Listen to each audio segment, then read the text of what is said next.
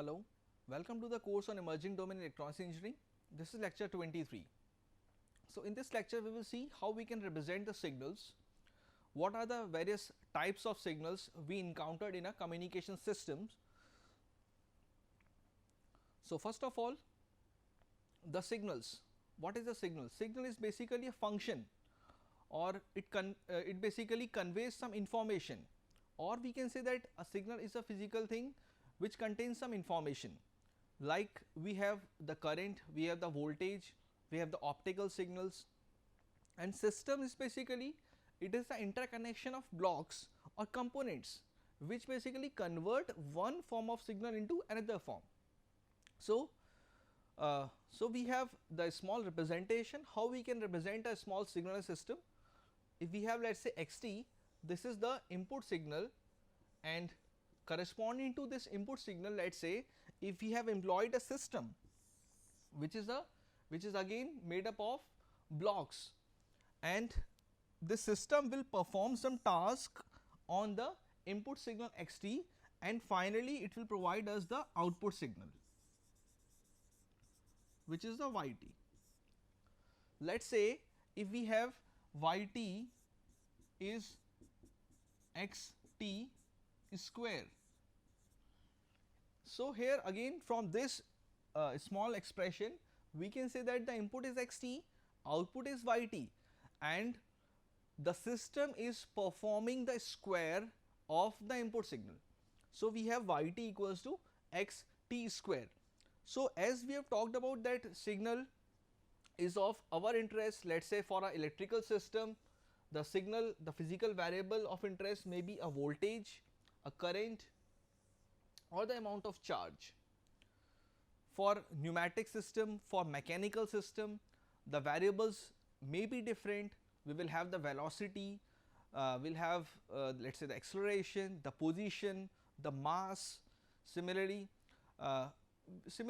for pneumatic also we have some different type of signals which are required. So, for this communication system we have the analog signals. So, analog signal is basically defined, let us say we can represent this analog signal as that on the amplitude scale, if it is taking infinite number of amplitude levels. So, on the basis of that we can say that it is an analog signal. So, if we will represent, if we will draw a small signal something like this, then we can say that this signal is having infinite number of amplitude levels in the positive half and the negative half. Means starting from 0, let us say it is sine wave, so plus 1 and minus 1. So, in between 0 and 1 we have 0, 0 0.1, 0 0.2, 0 0.3, or we can have 0 0.01 also, that is also the amplitude. So, if infinite number of amplitude levels are there, the term the type of signal is known as the analog signals, and there is a basically difficulty in analyzing this because of huge number of values, as we have talked about that infinite number of values are there. So, as the number of values are more, that means the accuracy of these type of signals are more. We will see that we will compare the accuracy of analog and digital signals, but here as the number of amplitude levels are more, then the accuracy is more for the analog signals. So, in order to store these signals we required basically a infinite memory. So, infinite memory in a real time or in a while dealing with the real time signals, storing this much of information required lot of space. So, we are just moving towards the digital signals. So, compared to this analog signals, digital signals are very easy to analyze, because in digital signals we have finite number of amplitude levels. The amplitude levels are finite, means if we can represent this with the help of a continuous wave, something like this. So, clearly this is 1, if we will represent this as minus 1. So, the number of amplitude levels are either +1 or -1, means we have only two type of amplitude levels, that is called as a digital signal. So if we have this two type of amplitude levels, that means to storing these two type of two types of level, we required less memory.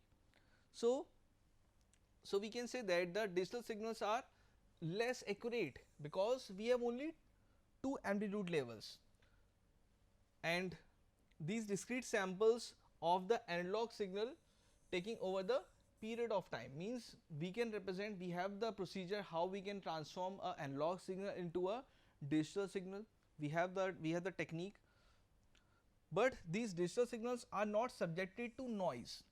In analog signals, again we have one more one drawback, we can say that these analog signals are basically subjected to noise. Noise can deteriorate the performance of these signals, it can change the amplitude. But if we are aware that our signal is having only two amplitude levels, so if somewhere noise is added and maybe some signal deteriorates something like this, but we are aware that it is +1, so we can reconstruct the signal. So this is the advantage of the digital signal, that noise cannot deteriorate these type of signals, and we can easily store these digital signals in the memory. After this we have the electromagnetic spectrum. So electromagnetic spectrum, it's a range of frequencies basically, or it's a range of wavelength. So corresponding to each and every particle there is a associated energy, and this associated energy is depending upon the wavelength or frequency. E equals to hc by lambda. We can represent E means corresponding to a particular wavelength, the energy will be different. So for a bundle of, let's say, means for some particle, for some photon, the energy for different photons, the wavelength are different, and the correspondingly the energy will be different. So out of this means this wavelength lambda, if we are able to basically visualize, or we are able to view only some band, some range of frequencies, that is called as the visible spectrum. And let us say if we will talk about the infrared, means our eyes cannot directly see this, see these type of rays. So that is called as the invisible spectrum. So if we are talking about the visible spectrum, then this visible spectrum basically contains 7 different colors, and these 7 different colors are VIBGYOR. This stands for violet, indigo, blue, green, orange, yellow and red. These all 7 colors are there, means we can see.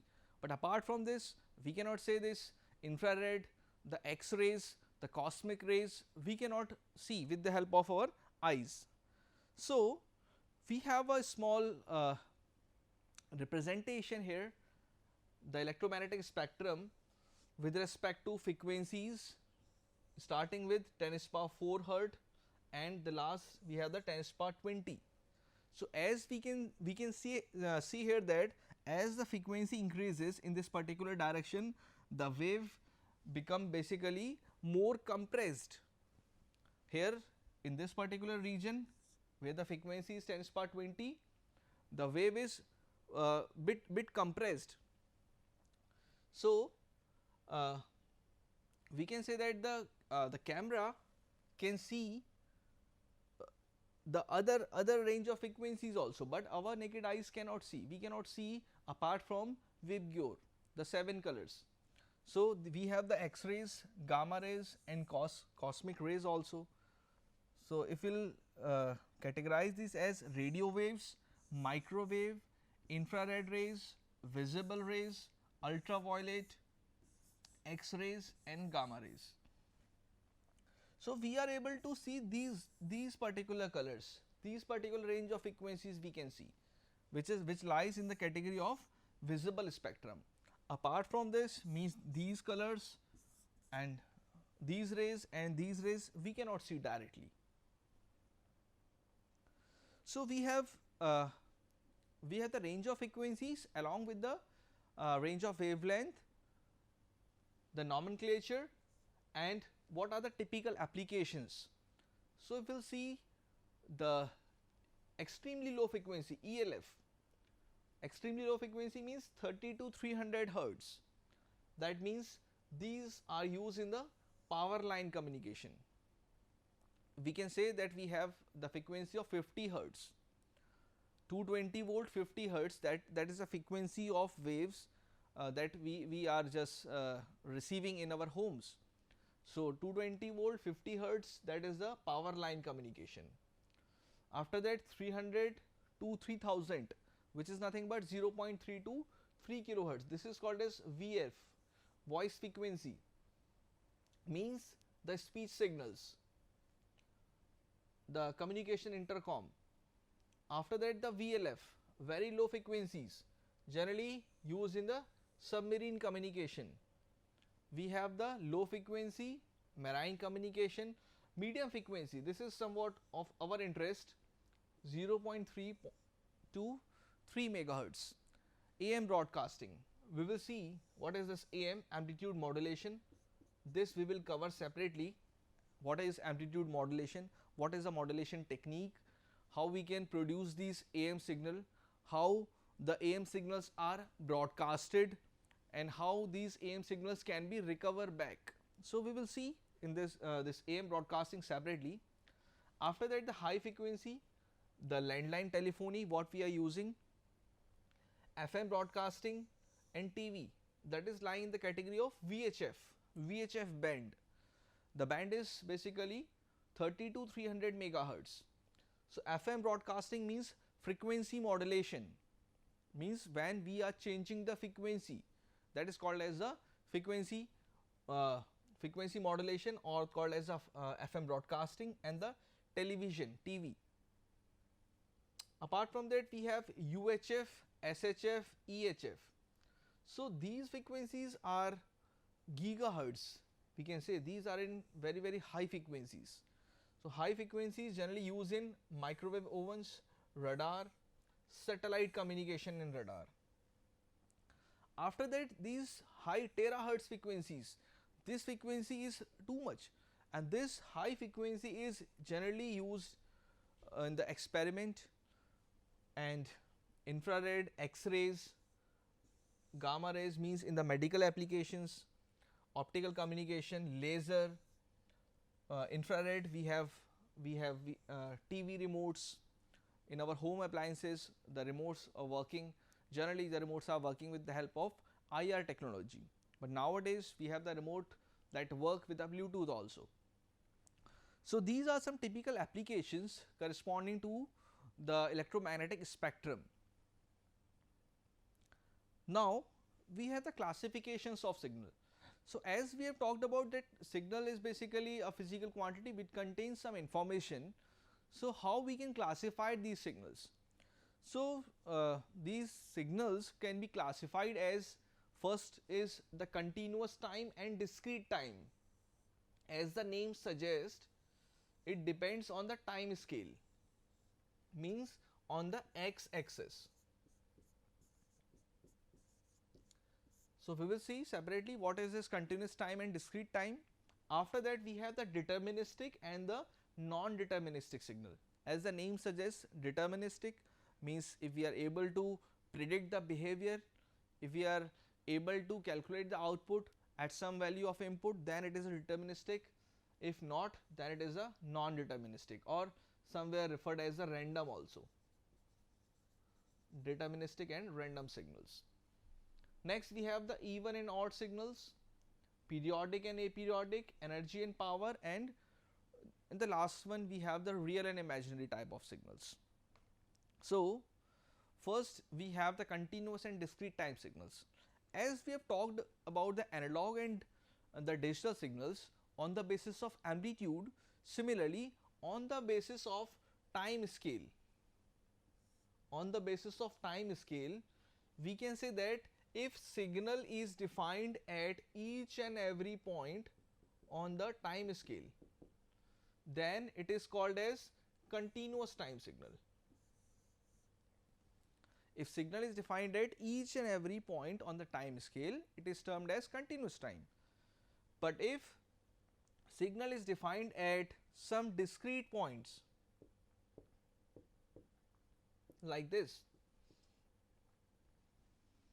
then it is called as discrete time signal. So we can represent generally time here as t, and here we can write this as n. So this is xn,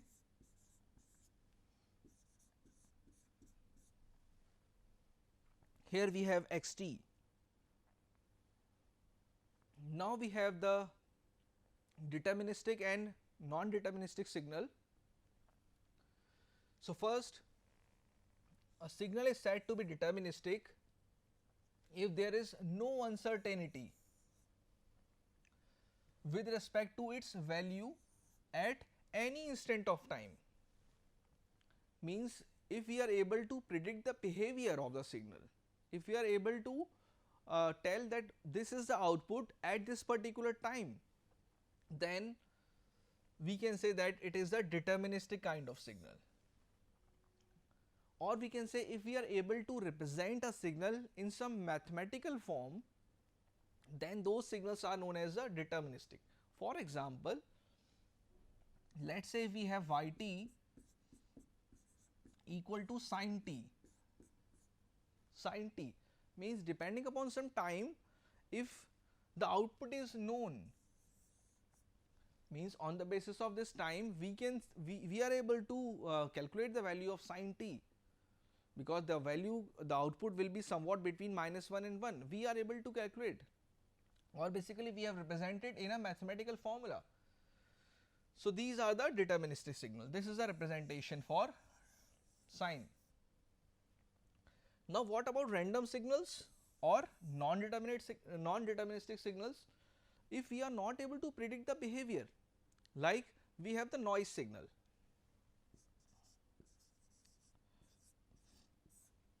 We will see separately what is noise during the communication system, but noise is basically, this is the unwanted thing which basically deteriorates the performance of any communication system, and no one knows what is the behavior of noise.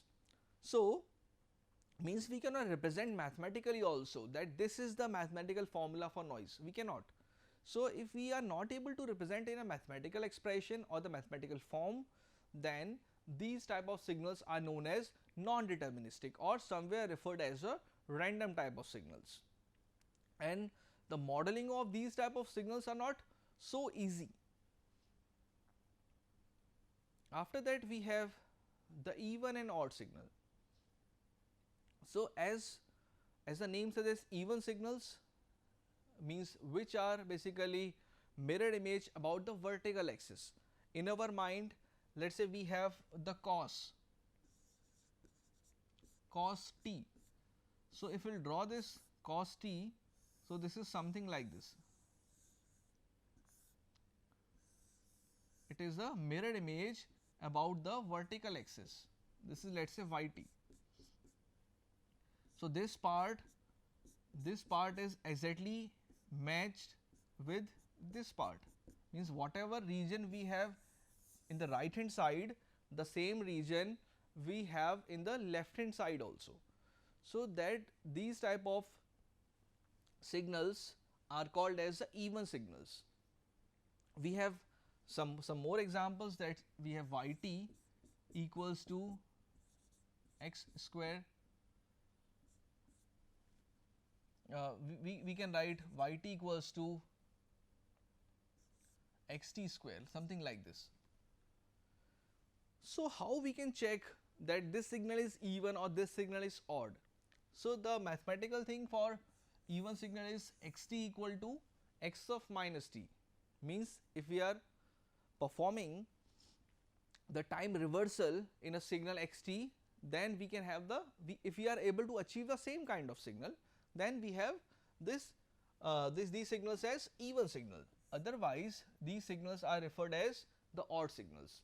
So to check these odd signals, we have xt equal to minus of x of minus t.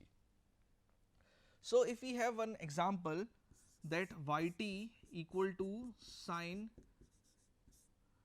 t, and if you want to check, as we are aware that sine function is an odd function or it is an odd signal, but if we will put y of minus t,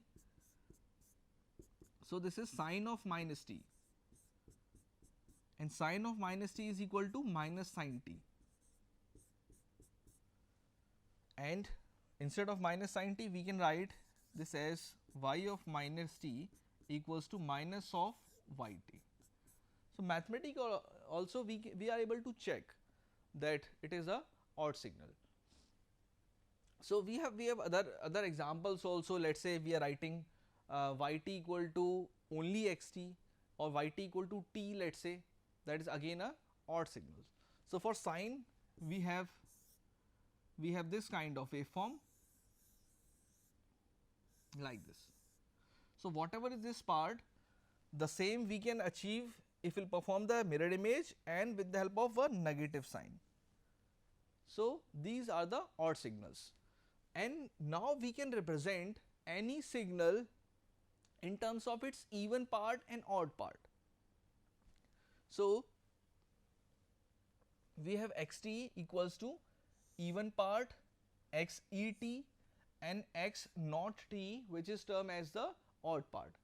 So if we will put t equals to minus t over here, so we can achieve this.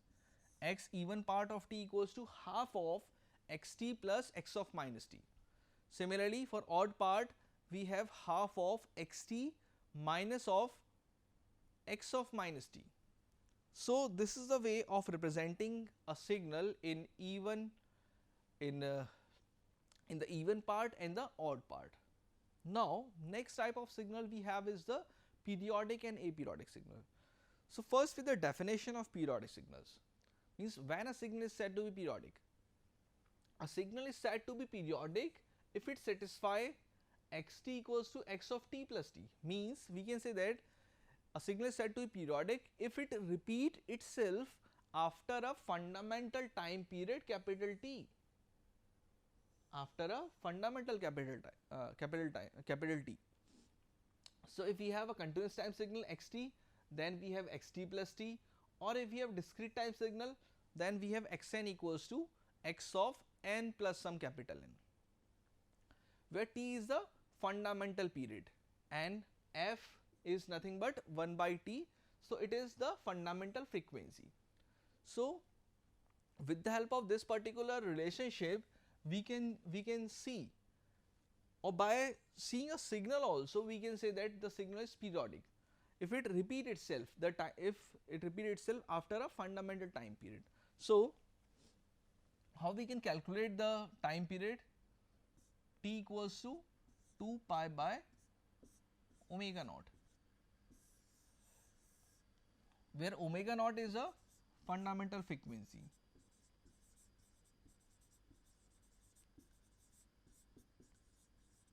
Similarly, for discrete time signals, we can calculate time period as 2 pi by omega naught multiplied by some capital M,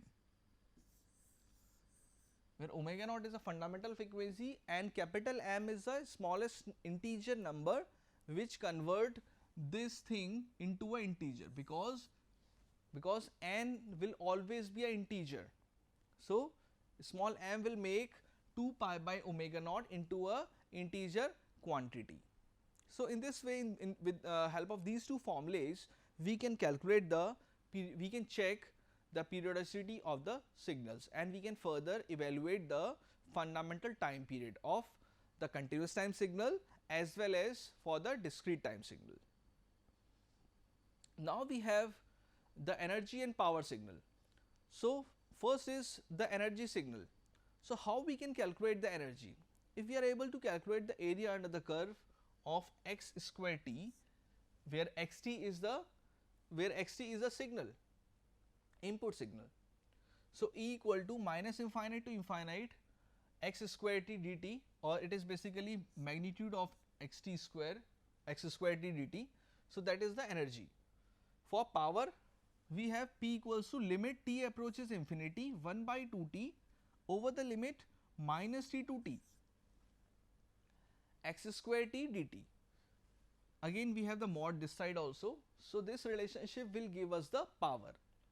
So now the question is how we can say that this signal is energy signal, this signal is power signal, or the signal is neither energy nor power. So we have so many examples. Let's say if xt equals to sine square t, something like this, or we have, let's say, xt equals to e raised to power minus 2t, something like this, or if we have something xt e raised to power 3t ut. Let's say we have we have these possibilities, some exponentials signals as well as some sinusoidal signal.